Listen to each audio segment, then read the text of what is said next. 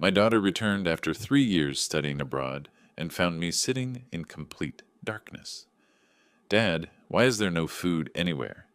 Your pension is $3,800 a month. Suddenly my daughter-in-law appeared with a smug smile and coldly declared, I decide how every penny gets spent. My daughter slowly removed her earrings and did something that left everyone speechless.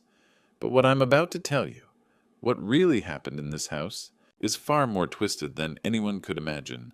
Before I reveal what happened next in that cold, dark house, please comment below and tell me where you're tuning in from today.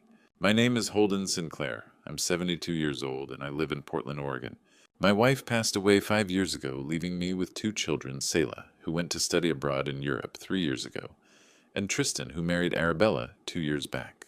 I receive a monthly pension of $3,800 for my 30 years of work, and during Selah's absence, Tristan and Arabella had been taking care of me. I wasn't expecting her that Tuesday afternoon in February.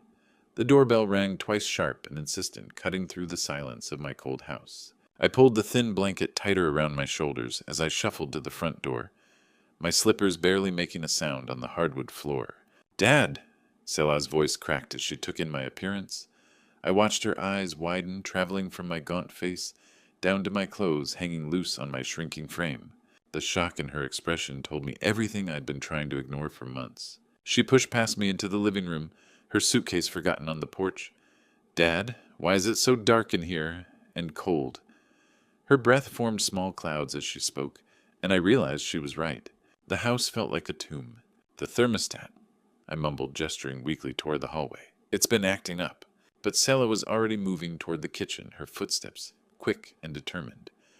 I heard the refrigerator door open, followed by a sharp intake of breath that made my stomach clench with shame. Dad. Her voice was hollow when she returned, holding up an empty milk carton and 3 packets of ketchup. Where is your food? I opened my mouth to give her the excuse I'd been practicing for months. Something about not being very hungry lately, about preferring lighter meals. But the words died in my throat when I saw the thermostat reading she was staring at 52 degrees. Dad, where's your food? Your pension is $3,800 a month. Her voice rose with each word, a mixture of confusion and growing anger. That's when I heard the familiar click of heels on hardwood, and my heart sank. Arabella appeared in the kitchen doorway, perfectly dressed, and wearing that smile I'd grown to fear, the smile that never reached her eyes. Is there a problem? She asked, her voice syrupy sweet, as she looked from Selah to me, then back to Selah. Yes, there's a problem, Selah said, her voice steady despite the fire in her eyes. Why is my father starving? Arabella leaned against the doorframe like she had all the time in the world. Well, someone has to manage that money responsibly. Your father would just waste it if we let him have access to it. Besides, she paused, that cold smile spreading wider, I control every single dollar he receives. The words hung in the air like poison. I watched my daughter's face go completely blank, and I'd seen that expression only once before, when she was 12, and Tommy Richardson had pushed her little brother off the playground swing. She'd walked up to Tommy with that same empty calm and broken his nose. Slowly, deliberately, Selah reached up and removed her earrings, placing them carefully on the kitchen counter. The small action sent ice through my veins. She grabbed my arm gently but firmly. Dad, we're going to the hospital. Right now. 20 minutes later, we were sitting in the emergency room at St. Mary's Hospital. The fluorescent lights felt harsh against my eyes as a nurse approached with her clipboard. What brings you in today? My father has severe weight loss and appears malnourished, Selah said steadily. I've been abroad for 3 years and just found him like this. The nurse's expression shifted as she studied my hollow cheeks and hanging clothes. How much weight has he lost? He used to weigh 165, maybe 120 now. Within minutes, I was on an examination table facing Dr. Augustus Kane, a man with kind eyes and a salt and pepper beard. When he placed me on the scale, the numbers glowed red, 118 pounds. Selah gasped from the corner. When did you last weigh 165? He asked. Over a year ago. His examination was thorough, but gentle. Blood pressure, heart rate, skin condition. His expression grew more serious with each test. We need comprehensive blood work and imaging, he said quietly. 2 hours later, he returned with results that made Selah sink into her chair. Your father is suffering from severe malnutrition. His vitamin D is almost non-existent. B12, critically low. His protein levels show his body has been consuming muscle tissue to survive. He looked directly at Sella. This is prolonged nutritional deprivation. That's when Theodora Ashford knocked. The hospital social worker was a woman in her 50s with steel gray hair and experienced eyes. I've reviewed your father's case. This fits the pattern of elder financial abuse and neglect. I'm required to document this and file with Adult Protective Services. She asked detailed questions while photographing my condition each click, preserving evidence of systematic neglect. The medical documentation is crucial, she explained to Sella. These records photographs test results. They paint a clear picture. The weight of it all pressed down on me. 47 pounds lost over more than a year. Critical vitamin deficiencies. My body eating itself to survive. The clinical terms made it real in a way I'd been avoiding. How long? I whispered to Dr. Kane. At this rate of decline, without intervention, maybe 6 months before organ failure? Sella's hand found mine squeezing tight. 6 months. Arabella's timeline was becoming clear. We need to get you stabilized, Dr. Kane continued. IV fluids, vitamin injections, nutritional supplements. But this level of neglect? He shook his head. Someone was controlling your access to food. Theodora finished her documentation with practiced efficiency. I've seen cases like this before. The pattern is always the same. Isolation, financial control, gradual starvation. Your daughter arriving when she did likely saved your life. The fluorescent lights suddenly felt less harsh, more like hope cutting through darkness. For the first time in months, people were listening. People were documenting. People were believing what I'd been too ashamed to say out loud. What happens now? Sella asked. Now we build a case, Theodora replied. Medical evidence, financial records, witness statements. Everything we need to stop this from happening to anyone else. Dr. Kane handed Sella a thick folder of medical records. You'll need these, he said quietly, for the lawyers. The next morning, my daughter had already found attorney Lysander Gray. Lysander Gray's office smelled of leather and old books, the kind of place where serious conversations happen behind closed doors. Diplomas lined the mahogany-paneled walls, and afternoon sunlight filtered through heavy curtains, casting long shadows across his massive desk. Elder abuse cases are unfortunately common, he said, adjusting his wire-rimmed glasses as he reviewed the medical records Sella had spread before him. But this level of systematic neglect, he shook his head grimly, this is attempted murder. The words hit me like a physical blow. Murder. I'd been thinking of it as Arabella being difficult, maybe taking advantage. But hearing it named for what it truly was made something shift inside my chest. What we need now is financial documentation, Lysander continued, opening a legal pad. Bank statements, pension records, any paperwork showing who has access to your accounts. Salah pulled out her laptop. I started gathering information this morning. Dad's pension goes directly to his checking account at Pacific Northwest Bank.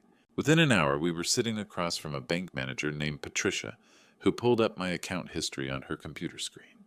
The color drained from her face as she scrolled through the transactions. Mr. Sinclair, are you aware that $2,800 is withdrawn from your account every month? $2,800. I felt dizzy, but my pension is $3,800. Yes, sir, which leaves you with $1,000 monthly for all living expenses. Patricia's fingers clicked rapidly across her keyboard. This pattern goes back 36 months. Sela leaned forward, her voice tight. Show us where that money went. The screen filled with transaction details. Nordstrom, $800. Neiman Marcus, $1,200. A travel agency charge for $4,500, labeled Bahamas Getaway. Restaurant charges at Portland's most expensive establishments, sometimes 3 or 4 times a week. $1,000, I whispered, staring at the screen. To live on, rent, utilities, food, medication, Lysander said, making notes. Impossible in today's economy, especially for someone with health issues. Patricia continued scrolling. There's also this. She pointed to a recurring monthly charge of $420 to Mutual Life Insurance Company. I don't have life insurance, I said. Someone does, Lysander replied darkly. We spent 2 hours documenting everything. 36 months of systematic theft. Luxury purchases while I rationed crackers. Vacation packages while I wore 3 sweaters indoors. The mathematics were brutal. Approximately $100,000 stolen over 3 years. We need to set up a new account immediately, Lysander advised. One that only you control, Mr. Sinclair. We'll redirect a portion of your pension there while we build the case. At a different bank across town, I signed papers with shaking hands. For the first time in years, I would have access to my own money. The bank officer, a kind woman named Sarah Martinez, helped me set up online access. Your daughter can help you monitor this, she said gently, but only you have signature authority. As we left the bank, Salah's phone buzzed with a text from Lysander. Found something disturbing in the insurance records. Need forensic accountant ASAP. Back in his office, Lysander was pacing. This isn't just theft, it's a comprehensive financial abuse scheme. The insurance policy, the systematic draining of assets, the timing. He stopped pacing and looked directly at me. We need a forensic accountant, Lysander said, reaching for his phone. 3 days later, when Penelope Ravencroft called us back, her voice was trembling. Mr. Sinclair, Penelope said over the phone, you need to sit down for this. I was already sitting in Lysander's office, but something in her tone made me grip the armrests of my chair tighter. Salah moved closer, her face tense with anticipation. I've traced every transaction over the past 3 years. Penelope continued, her voice steady despite its earlier tremor. The luxury spending is extensive. A $4,000 Hermes handbag purchased last Christmas. A $12,000 vacation package to the Bahamas in March. Designer shoes, jewelry, spa treatments. All charged to accounts linked to your pension. Selah's jaw clenched. While my father was rationing crackers. It gets worse, Penelope said. I also performed computer forensics on your home system, Mr. Sinclair. With your permission, of course, as documented in the legal papers you signed. I nodded, though she couldn't see me through the phone. What did you find? Search histories, extensive ones, all traced to your daughter-in-law's user profile. There was a pause, and I could hear papers rustling. The earliest searches date back 24 months right after she married your son. My stomach dropped. What kind of searches? Average life expectancy, 72-year-old male. That was her first query, then factors affecting elderly mortality rates. How long does malnutrition take to cause death in seniors? Organ inheritance laws surviving spouse versus children. The room felt like it was spinning. Selah's hand found mine, squeezing so tight it almost hurt. There's more, Penelope continued relentlessly. Natural causes of death, elderly men. How to avoid suspicion, elderly death. Inheritance, distribution, timeline, Oregon. Signs of starvation versus natural decline. Jesus Christ, Lysander whispered. The search frequency increased dramatically starting 6 months ago. Accelerating weight loss, elderly. Vitamin deficiency, death timeline. When to expect inheritance after elderly death. The most recent search was 3 days before your daughter's return. How long before body discovered elderly living alone? I couldn't breathe. The office walls seemed to be closing in around me. Arabella hadn't just been stealing my money. She'd been researching how to kill me. She was planning this, Salah said, her voice hollow with shock. She was literally waiting for you to die. The pattern is clear, Penelope explained. Financial isolation first, then nutritional deprivation, while simultaneously researching inheritance laws and death timelines. This wasn't neglect, Mr. Sinclair. This was premeditated. Lysander was scribbling notes furiously. Can you document all of this? Screenshots, timestamps, everything? Already done. I've also cross-referenced the search dates with your bank withdrawals, Mr. Sinclair. The luxury purchases increased in direct correlation with the mortality research. The more she learned about killing you, the more of your money she spent. My hands were shaking so badly I could barely hold the phone. How long did she think it would take? Based on her research queries, she was expecting you to die within 6 to 8 months of reaching your current weight. Her searches about body discovery timelines suggest she was planning to claim she hadn't heard from you in several days when she eventually found you. The silence in the office was deafening.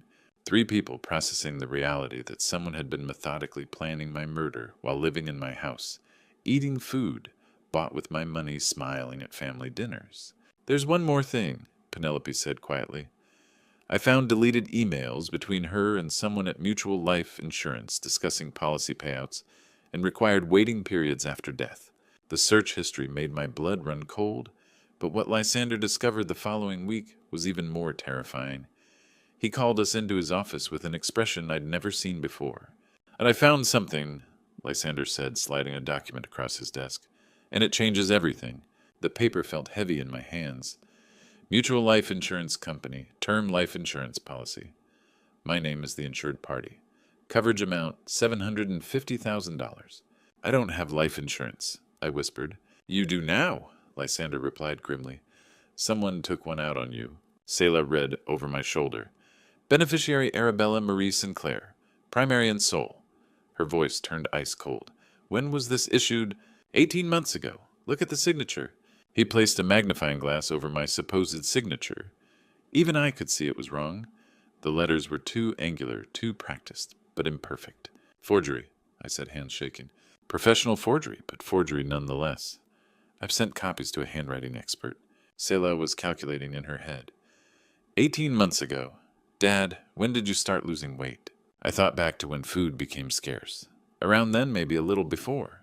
She took out life insurance and then started starving you, Selah said flatly. This was a murder plot. Lysander nodded. The timeline is damning. Policy issued September 2 years ago. Your health decline began that winter.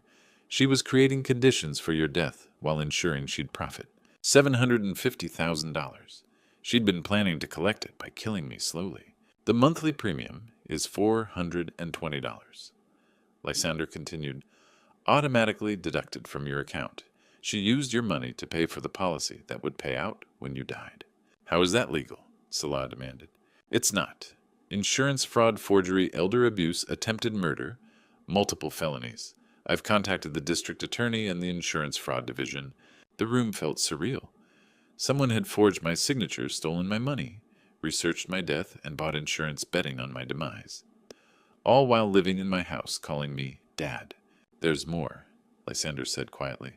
Penelope found correspondence between Arabella and the insurance company about beneficiary claims. She was asking about required documentation payout timelines, whether autopsy would be required for someone your age. She planned every detail, I said, feeling numb, right down to funeral arrangements. We found searches for cremation costs Oregon and estate settlement timeline. She wasn't just waiting for you to die, Mr. Sinclair. She was orchestrating it. Selah stood abruptly pacing to the window. When she turned back, her face showed the determination I remembered from her childhood. The same look when facing playground bullies. The evidence was overwhelming. Financial theft computer searches about my death, forged insurance documents, systematic starvation. Arabella hadn't just been stealing from me. She'd been methodically planning my murder, while using my own money to fund both her lifestyle and the insurance policy that would make her rich when I died. The premium payments proved premeditation, Lysander explained. Every month for 18 months she paid $420 of your money, betting you'd die soon enough to make it profitable. I stared at the forged signature again, my name written in someone else's hand, signing away my life. We have everything we need, Selah said, her voice steady as steel. It's time to confront them. She arranged the meeting for the following Saturday morning at her apartment. Saturday morning arrived gray and cold. Selah had prepared everything carefully. Her dining table was covered with documents, medical records, bank statements, insurance policies, computer printouts. She'd arranged them like evidence in a courtroom, each piece of paper telling part of the story of my systematic destruction. They'll be here in 10 minutes, she said, checking her watch. Dad, are you ready for this? I wasn't sure anyone could be ready to confront their own attempted murder, but I nodded anyway. My hands were steadier than they'd been in months. Having the truth documented, having people believe me, had given me strength I'd forgotten I possessed. The knock came at exactly 10 o'clock. Selah opened the door to reveal Tristan and Arabella, both dressed as if attending a business meeting rather than a family intervention. What's this about? Arabella demanded, sweeping into the apartment with her usual confidence. Your dramatic phone call was rather vague. Sit down, Selah said simply. Arabella remained standing, arms crossed. I don't appreciate being summoned like... Sit down. Selah's voice carried an authority that made even Arabella comply. Tristan took the chair beside his wife, looking uncomfortable. Selah, if this is about Dad's care, we can discuss... This is about attempted murder, Selah interrupted. The words hung in the air like a physical presence. Arabella's face went pale, then flushed red with indignation. That's ridiculous, she sputtered. How dare you accuse... Selah placed the first document in front of them. Dad's medical records from last week. Severe malnutrition. 47 pounds lost. The doctor said 6 more months, and he'd be dead. That's not our fault if he won't eat properly. The bank statements came next. $100,000 stolen over 3 years. Designer handbags, luxury vacations, expensive restaurants, all while Dad was eating crackers and rice. Arabella's eyes darted between the papers, her confidence cracking. I managed his money responsibly. This is your search history. Salah's voice was deadly calm as she displayed the computer printouts. Average life expectancy, 72-year-old male. How long does starvation take, elderly? Oregon inheritance laws. Tristan leaned forward reading the searches. His face went ashen. Arabella, what is this? It's manipulation, Arabella shot back. She's twisting innocent research. And this, Salah continued relentlessly, is a life insurance policy for $750,000, taken out on Dad's life 18 months ago, with a forged signature. You're the sole beneficiary. The silence was deafening. Tristan stared at the insurance policy, his hands shaking as he read his father's forged signature, his wife's name as beneficiary. You were planning to kill him, he whispered. That's insane. Arabella stood up abruptly. You can't prove any of this means. We can prove all of it, Scylla said. Forensic accountants, handwriting experts, computer specialists, medical professionals. We have 18 months of evidence showing systematic financial abuse, nutritional deprivation, and premeditated murder planning. Tristan looked at his wife as if seeing her for the first time. Oh my God, he said slowly. Oh my God, what have we done? Arabella turned on him. You didn't know anything about... She stopped, realizing she'd just admitted guilt. You have 24 hours, Sela said quietly. Confess to the district attorney, return the stolen money, and cooperate fully. Or face criminal prosecution for attempted murder, insurance fraud, elder abuse, and financial exploitation. Arabella's mask finally slipped completely. You little bitch, she snarled. You think you can just waltz back here after 3 years and... I'm saving my father's life, Sela replied calmly. Something you should have been doing. Arabella stormed toward the door, then turned back with venom in her eyes. You'll never prove intent. You'll never make this stick. My lawyer will tear this apart. Your lawyer will advise you to take the plea deal, Sela said, because attempted murder carries 25 to life in Oregon. Arabella stormed out screaming threats about lawyers. 6 months later, I sat in the Multnomah County Courthouse, watching my daughter-in-law face the consequences of her actions. The courtroom was smaller than I had expected, but the weight of justice felt enormous. Oak-paneled walls rose toward a high ceiling, and morning light filtered through tall windows, casting long shadows across the gallery. I sat in the front row behind the prosecution table, Salah beside me, both of us watching as Arabella entered with her defense attorney. She looked different, thinner, paler, her usual designer clothes replaced by a simple gray suit. Her lawyer, a sharp-faced man named Peterson, whispered urgently in her ear as they took their seats at the defendant's table. The people versus Arabella. Marie Sinclair. The bailiff announced as Judge Patricia Hendricks entered. She was a woman in her 60s with silver hair and eyes that had seen every kind of human cruelty. District Attorney Mike Turner rose for his opening statement. Ladies and gentlemen of the jury, this case is about greed, manipulation, and attempted murder. The defendant systematically starved an elderly man while stealing his money and forging insurance documents, all while researching how long it would take him to die. The evidence presentation took 2 days. Medical records showing my 47-pound weight loss, bank statements documenting the $100,000 in theft, computer forensics displaying Arabella's searches about elderly mortality rates and inheritance laws. Dr. Augustus Kane testified about my condition when Sela brought me to the hospital. In 30 years of practice, I've rarely seen such severe malnutrition in someone with adequate financial resources. This was systematic deprivation. Penelope Ravencroft walked the jury through the financial analysis, showing luxury purchases made with my pension money while I was rationing food. The defendant spent $4,000 on a single handbag while Mr. Sinclair was eating crackers for dinner. But the most devastating testimony came from my own son. Tristan took the witness stand looking like he'd aged years in months. His voice cracked as he spoke. I saw my father getting thinner, saw the house getting colder, saw the empty refrigerator. My wife told me he was just being stubborn, refusing to eat properly. I wanted to believe her because believing her was easier than facing what was really happening. Did you know about the insurance policy? The prosecutor asked. No, I found out the same day as everyone else. When I saw my father's forged signature, when I realized my wife had been planning his death, He broke down completely. I failed him. I failed my own father. Arabella's defense tried to paint her as a concerned daughter-in-law, overwhelmed by caregiving responsibilities. They claimed the searches were innocent research. The financial management was necessary. The insurance policy was for my protection. Judge Hendricks wasn't buying it. Mr. Peterson, she said during closing arguments, your client researched how long starvation takes to kill an elderly person, while systematically denying that person food. She forged insurance documents worth $750,000 while spending his money on luxury items. This constitutes attempted murder through systematic neglect. The jury deliberated for 3 hours. Guilty on all counts, the foreman announced. Elder abuse, financial exploitation, insurance fraud, and attempted murder. Judge Hendricks showed no mercy during sentencing. Mr. Sinclair trusted you with his care, and you betrayed that trust in the most heinous way possible.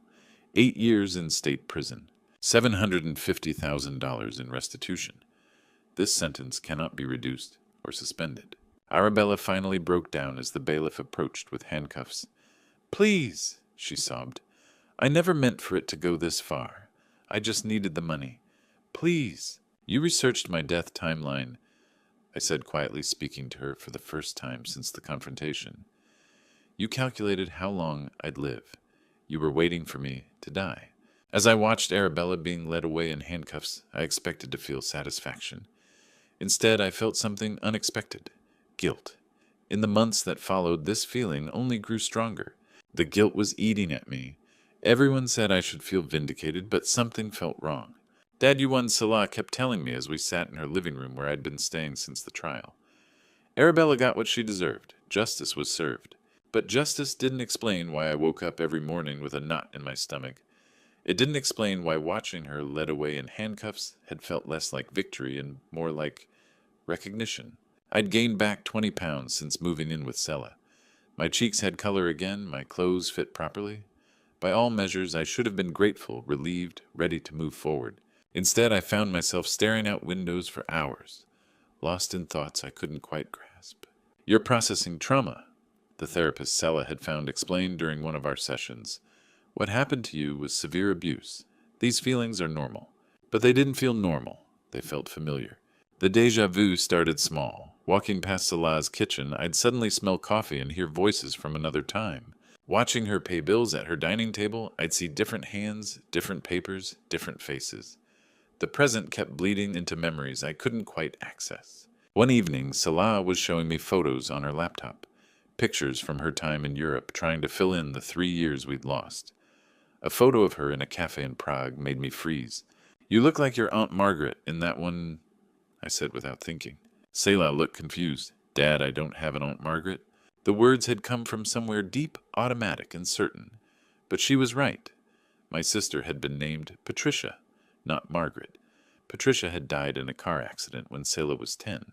So who was Margaret? The fragments started coming more frequently after that. Sitting in Salah's garden, I'd suddenly remember a different garden, different flowers, a woman's voice calling, Holden, dinner's ready. But it wasn't my wife's voice. It wasn't anyone I could place. During a grocery trip with Selah, I found myself in the cereal aisle, staring at boxes of cornflakes, overwhelmed by a memory of someone else's hands, someone else's cart. Someone else's desperate calculations about making food last until the next pension check.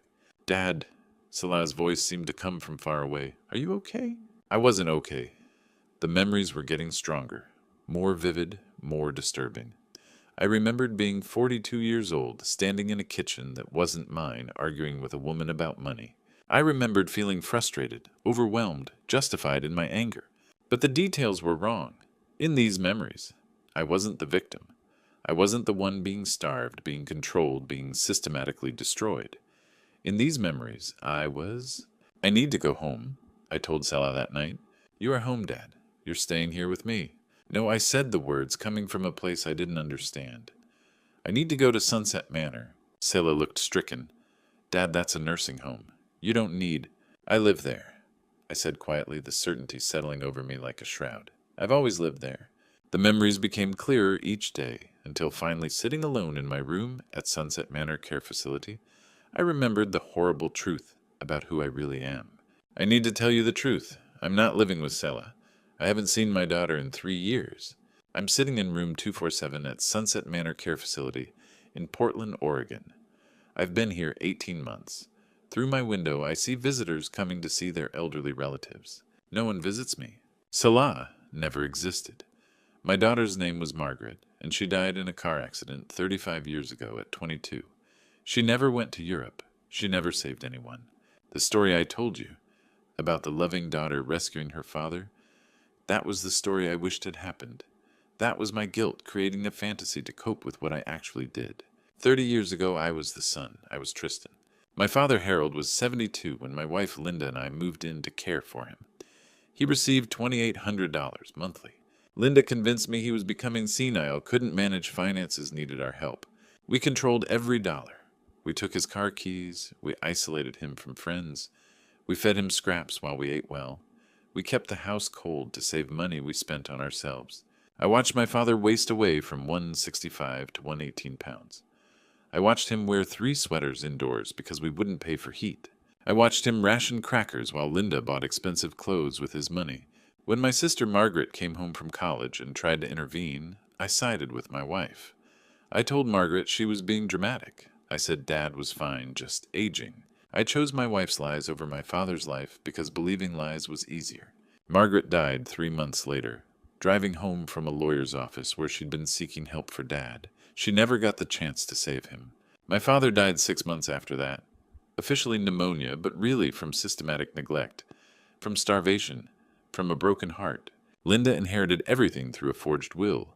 We moved to California with his money and never spoke of him again. Now, 30 years later, my son David does to me exactly what I did to my father. He controls my pension. He keeps me isolated here. He visits monthly to sign papers and collect checks. His wife Jessica researches life insurance and inheritance laws just like Linda did. The cycle continues. I told you this story because I see it everywhere. Adult children who convince themselves they're helping while stealing. Spouses who justify abuse as management. Families who choose convenience over conscience. I was never the victim. I was the perpetrator. The guilt I felt watching Arabella go to prison wasn't sympathy. It was recognition. I saw myself in her because I had been her. What goes around comes around. I'm telling this story not for sympathy, but as a warning. The cycle of abuse continues until someone chooses to break it. My father's dead. My sister's dead. My son learned from my example. I am exactly where I deserve to be. But maybe if you're listening to this, you can choose differently. You can be the one who breaks the cycle. You can choose love over greed, truth over convenience, protection over profit. It's never too late to ask for forgiveness and change, but it's also never too early to choose what's right. I've carried this burden for 30 years, and God knows I deserve every sleepless night. This true story isn't one of those heartwarming grandpa stories you usually hear. It's a confession, a warning, and hopefully a wake-up call. Don't be like me. Don't choose greed over love. Don't let pride blind you to the suffering you're causing. When God places elderly parents in your care, it's a sacred trust, not an opportunity for profit. I violated that trust, and I've spent 3 decades paying the price. The lesson from my life is simple but brutal. What you do to others will be done to you. The abuse I inflicted on my father came back to me through my own son. God's justice is perfect, even when it takes 30 years to arrive. But here's what I want you to understand from this true story. You still have a choice. Unlike the fictional grandpa stories that end with happy reunions, real life gives you chances to change course before it's too late. Choose compassion over convenience. Choose your parents' dignity over your financial gain. If my story sounds familiar, if you recognize yourself in my words, there's still time. God forgives, families can heal, and cycles can be broken, but only if you act now while your parents are still alive to receive your love instead of your neglect.